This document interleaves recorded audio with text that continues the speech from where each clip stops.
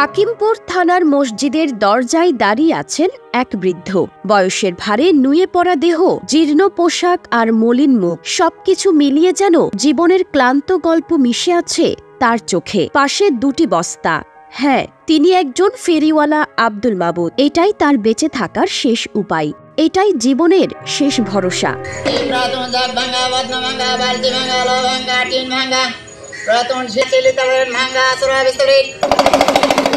তিনি ছোট ডাঙ্গাপাড়া গ্রামের এক হতভাগ্য বাবা, যিনি সারা জীবন পরিশ্রম করে সন্তানদের মানুষ করেছেন।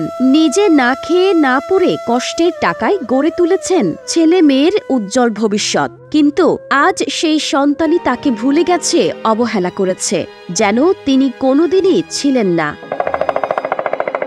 এক ছেলে এক মেয়ে, কিন্তু বাড়িয়ালি শরীরের অবস্থা ভালো না। ছেলে ভাত দেয় না, বুঝলেন, নিজের সংসার করে এরকম 150 হয় এরকম ব্যবসা করে খাই। আল্লাহ এটি কোন রকম দিন পথ কাটায়। বাড়ি ঘরের অবস্থা নেই, 250 বাটি খেলি, কিচ্ছু নেই। প্রতিবন্ধী ভাতা পায় 3 মাস 4 মাস 5 মাস 6 মাস পর দেয়, কেমন করে চলবে? ওই জন্য এই দোকান কুটুরি নিয়ে বাড়ার জন্য এই চলতেছে। আল্লাহ চলাছে এরকম দিনে 100 150 200 কোনদিন হয় না, এরকম কোন রকম চলি আল্লাহ চলায়। কষ্ট লাগলে কি হবে? ছেলে 1.5-2 মাস থেকে কোনো আউনে সাউনে কোনো কথা কোনো কিচ্ছু নেই। আল্লাহ মালিক কি ধরনের কথা বলতে তাল বলেন। আমার মেয়ে যে ওই বছরে 6 মাসে আসে, আশা করেন ইনশাল্লাহ আমার সমস্যা জন্ম থেকে আমি ইশারা দিয়ে কোন রকম আল্লাহ চলায় চলতেছে। এই কোন কাজে ইশারা করে যায়, হয়তো কোনো দাদা না দেখা তাক দিয়ে ভাবে যাওয়া যাবে নাকি, কোন দিক দিয়ে যাবো, তখন জিজ্ঞাসা এখন ওই দিক দিয়ে দিক দিয়ে যান ভালো কি মতো, তখন আমরা ওই দিক দিয়ে চলে আসি। এক সময় যে ছেলে বাবার কাঁধে চড়ে স্কুলে যেত, আজ সেই ছেলে বহু বছর ধরেই বাবার খোঁজ নেয় না, এমনকি কথা বলারও প্রয়োজন বোধ করে না।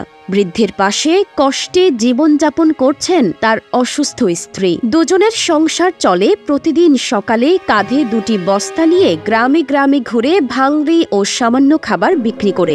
দিনের শেষে যে কয় টাকা হাতে আসে, সেটাই তাদের খাবার জোটানোর একমাত্র ভরসা। ফজর নামাজ টামাজ পড়ে আসে, ওই সাথে ঘুরে আসে, ভাত পাক করি, খাওয়া দাওয়া করে, গোসল করে খাওয়া দাওয়া করে যায়। কখনো ভাত সাজে দেয়, কখনো দেয় না। ফির কাজ কাম করে বেচা কিনা করে আবার ফির আতরে ফির এই মকরবের নামাজ পড়লে হয় এসার রক্ত আসে, কোনো এসার নামাজ পড়ে আসে। এই ভাব করে 200 আসে, কখনো 100 আসে। দোকানে 400-500 টাকার মাল তোলে, আরে আসে কখনো 150 আসে, কখনো 200 আসে, কখনো 100 হয়, কখনো হয় না, বিক্রি হয় না, মাল থাকে, ওষুধ হয়, কখনো হয় না।